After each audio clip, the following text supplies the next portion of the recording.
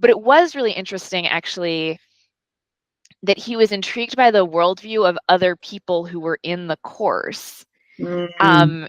And we had a fascinating little conversation where he said, I don't really believe in destiny. I don't believe in fate.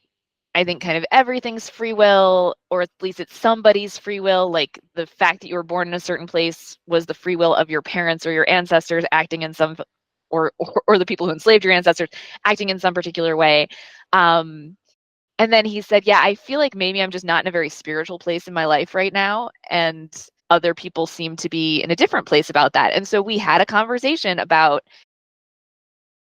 how some of probably the other people in the class would have received a bit of a stronger spiritual framework from their family. Like our family is like, we're Mennonite Christians, but we're also, real into like, maybe you don't want to be that when you grow up, and that's fine. But it was just interesting to him to think about like some people have this worldview that is a lot more tight that they're receiving from their parents. And some people have had their own spiritual experiences in their lives that have shifted how they think about fate and whatever. And some people are maybe in a really pragmatic phase. And it was really interesting then to talk with him about spiritual experiences that I have had and like why I believe in certain kinds of things, and just to reflect that back to each other and to also say like you're 13, and you know what, there are times in my life when I feel like I'm not in a spiritual moment, and there are times when I feel very deeply that I am, and like that is the thing that you'll have scope for in your life.